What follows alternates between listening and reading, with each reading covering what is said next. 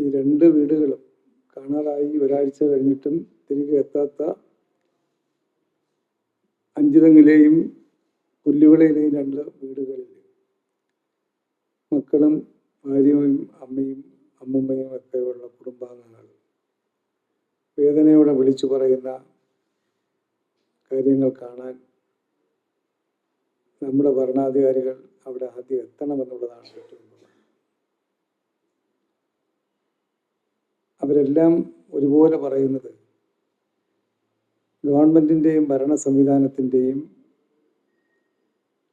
ശ്രദ്ധക്കുറവിനെക്കുറിച്ചും സാന്നിധ്യക്കുറവിനെക്കുറിച്ചുമാണ് അവരെല്ലാം പറയുന്നത്. ഞാൻ അവിടെ ഇരുന്നുകൊണ്ട് തന്നെ കളക്ടറെ വിളിച്ചു അഞ്ചുതെങ്ങിൽ നിന്ന്. അപ്പോൾ കളക്ടർ പറഞ്ഞത് എല്ലാ ഉദ്യോഗസ്ഥരും അവിടെ ഉണ്ടെന്നാണ്. ഞങ്ങൾ 2 മുൻ മന്ത്രിമാർ, 2 മുൻ MLA മാർ, പ്രാദേശികമായി അറിയപ്പെടുന്ന ജനപ്രതിനിധികൾ ഉൾപ്പെടുന്ന രാഷ്ട്രീയ നേതൃത്വം, ഞങ്ങൾ അവിടെ അരമണിക്കൂറിലധികം നേരം കടപ്പുറത്ത് സമയം ചെലവഴിച്ചിട്ട് ഒരു ഉദ്യോഗസ്ഥനെയും കാണാൻ കഴിഞ്ഞില്ല. അവിടെ നിന്നവരെല്ലാം തിരക്കുകയായിരുന്നു, വില്ലേജ് ഓഫീസറെങ്കിലും ഉണ്ടോ എന്ന്. അതേ വികാരമാണ് ഈ വീടിനകത്തെത്തുമ്പോൾ വീട്ടിലെ ഇവിടെ പറഞ്ഞ പോലെ ഷിജിൻ്റെ ഭാര്യ വിളിച്ചു പറയുന്നത്.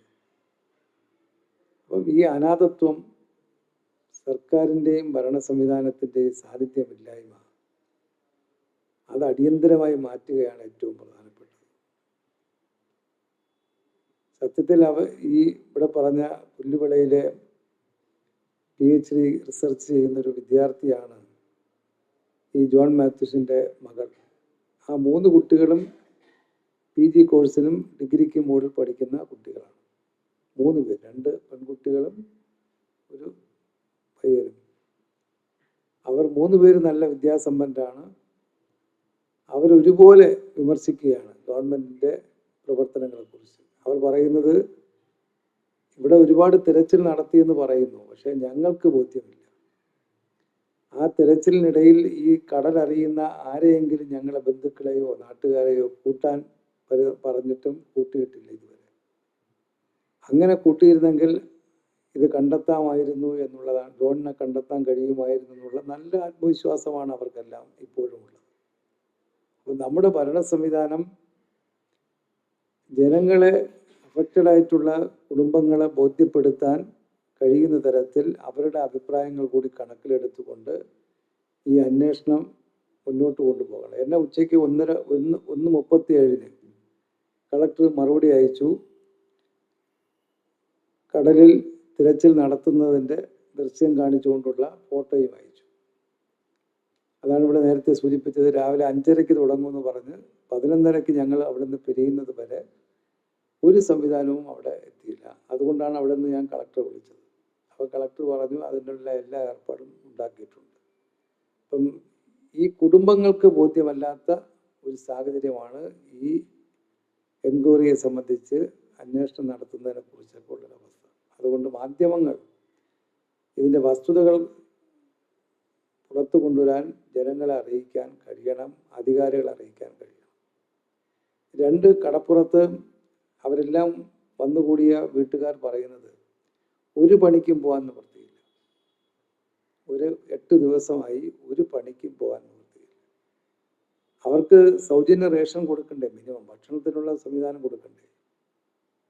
ക്യാമ്പുകൾ ഒരുക്കിയ സ്ഥലത്ത് ഭക്ഷണം തയ്യാറാക്കി കൊടുക്കുന്നതുകൊണ്ട് സൗജന്യ റേഷൻ്റെ ന്യായങ്ങൾ പറയാം. പക്ഷേ അതില്ലാതെ ഈ കടപ്പുറം ഉൾപ്പെടുന്ന പ്രദേശങ്ങളിൽ ജോലിക്ക് പോയി ജീവിക്കാൻ കഴിയാത്ത കുടുംബങ്ങൾക്ക് സൗജന്യ റേഷൻ കൊടുക്കുക എന്നുള്ളത് വളരെ പ്രധാനമാണ്. ഞാൻ കളക്ടറോട് ചോദിച്ചപ്പോൾ കളക്ടർ പറഞ്ഞത് ഇന്നലെ വരെ ഞങ്ങളുടെ ശ്രദ്ധയിൽ ആരും പെടുത്താത്തതുകൊണ്ടാണ് കൊടുക്കാത്തത്.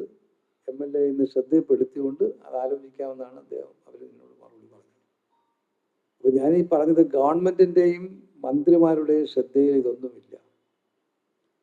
ഇവിടെ പറഞ്ഞതുപോലെ മത്സ്യ വകുപ്പിൻ്റെ ചുമതലയുള്ള മന്ത്രി ഈ സ്ഥലങ്ങളൊന്നും സന്ദർശിച്ചുമില്ല. എന്നാലേ അവിടെ അരി വേണോ, ഭക്ഷണം വേണോ, ഈ ഇല്ലായ്മകളും പ്രയാസങ്ങളും അനുഭവിക്കുന്ന അവസ്ഥ അറിയാൻ കഴിയും. അദ്ദേഹമാണല്ലോ ക്യാബിനറ്റിൻ്റെ ശ്രദ്ധയിലേക്ക് കൊണ്ടുവന്ന് ഈ സൗകര്യം ഏർപ്പെടുത്തേണ്ടത്. അപ്പോൾ ഇത് കടുത്ത നിരാശ ഉണ്ടാക്കുന്ന അനാസ്ഥയാണ് നമ്മുടെ നാട്ടിൽ കേരളത്തിൽ ഈ മഴക്കാലവുമായി ബന്ധപ്പെട്ടും കടൽക്ഷോഭവുമായി ബന്ധപ്പെട്ടും ഉണ്ടായിട്ടുള്ളത് എന്ന് പറയാതിരിക്കാൻ നിവർത്തിയില്ല. ഈ ഒരു സംഭവം ഉണ്ടായാൽ കടലില് അടിയൊഴുക്കും മേലൊഴുക്കും എല്ലാം അറിയുന്ന ആൾക്കാരുണ്ട്, അനുഭവങ്ങൾ പണ്ടുവരെയുള്ളവരുണ്ട്. അതിനെല്ലാം വെളിച്ചത്തിൽ നൂറുകണക്കിന് യാനങ്ങൾ, ചെറുതും വലുതുമായ യാനങ്ങൾ, വലിയ ബോട്ടുകൾ, ചെറിയ വള്ളങ്ങളടക്കമുള്ള ഒരു ഭാഗത്തന്നെ കോമ്പ് ചെയ്യണം. ഇഷ്ടവട്ടല്ല, കന്യാകുമാരിക്ക് അടുത്ത് വരെ പോകണം. ഒരു അടിയൊഴുക്കോ മേലൊഴുക്കോ ഒക്കെ വന്നിട്ടൊരു ബോഡി ഉണ്ടെങ്കിൽ അത് എവിടേക്ക് എത്താം? കടലിലെ പാറക്കെട്ടുകളുണ്ടാകാം, വിഷസ് ഉണ്ടാകാം, അകത്തും മുകളിൽ താഴേക്കും ഉണ്ടാകാം. അതെല്ലാം അറിയുന്ന ആൾക്കാർ അവരുടെ ഒരു വലിയ വ്യൂഹം വേണ്ടത്ര യാനങ്ങളുമായിട്ട് തിരച്ചിൽ നടത്തണം, ഊർജിതമായ തിരച്ചിൽ. ആ തിരച്ചിലുണ്ടായാൽ കൃത്യമായിട്ട് നമുക്ക് പൂവ് അല്ലെങ്കിൽ ഇല്ല എന്ന് പറയാൻ പറ്റുമെന്ന് അവരൊക്കെ പറയുന്നു. തള്ളിക്കളയാൻ പറ്റില്ല. അവരെ കേൾക്കണം, അവരെ കേൾക്കണം.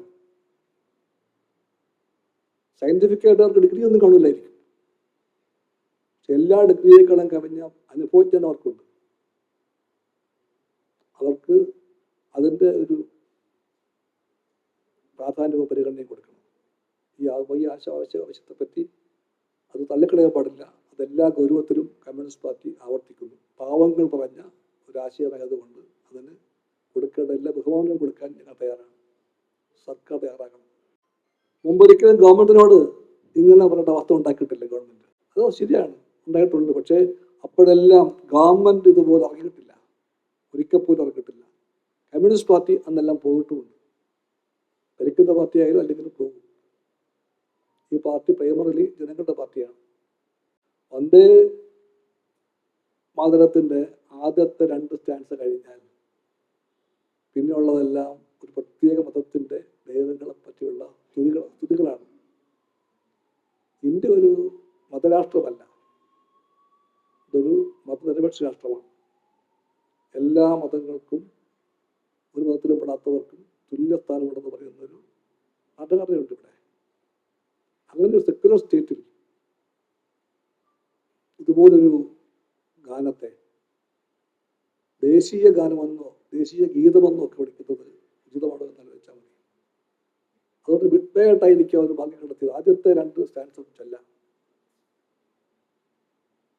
ബാക്കി ചെല്ലേണ്ടതില്ല. ഈ 3ാമത്തെ സ്റ്റാൻസ് മുതലാണ് ഈ പറയുന്നത് ഒരു പ്രത്യേക മതത്തിന്റെ ദൈവങ്ങളെ സ്തുതിക്കുന്നു. അതിന്റെ അവസ്ഥ വന്നു പോയാൽ ആ മതത്തിൽ പെടാത്ത എത്രയോ മനുഷ്യർ ജീവിക്കുന്നുണ്ട്, കോടിക്കണക്കിന് പേർ.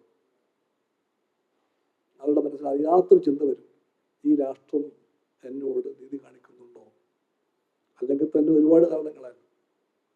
ന്യൂനപക്ഷ മതങ്ങളിൽപ്പെട്ടവർക്ക് രക്ഷിതാവസ്ഥ ഉള്ള ഈ നാട്ടിൽ അവരെ കൊല്ലാനും ആക്രമിക്കാനും അവരുടെ പള്ളികളെ ഇല്ലാതാക്കാനും ശ്മശാനം കത്തിക്കാനും ഒക്കെയുള്ള പരക്കം കാണുന്ന നാട്ടിൽ അല്ലെങ്കിൽ തന്നെ അവർക്കൊരു ഇൻസെക്യൂരിറ്റി ഉണ്ട് ഇവിടെ.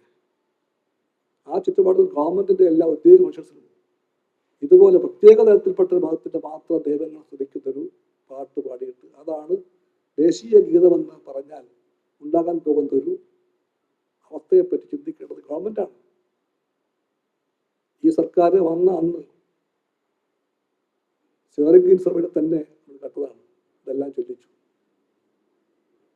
അന്ന് എന്തോ പറഞ്ഞു മുഖ്യമന്ത്രി, അറിഞ്ഞില്ലെന്നോ കേട്ടില്ലെന്നൊക്കെ.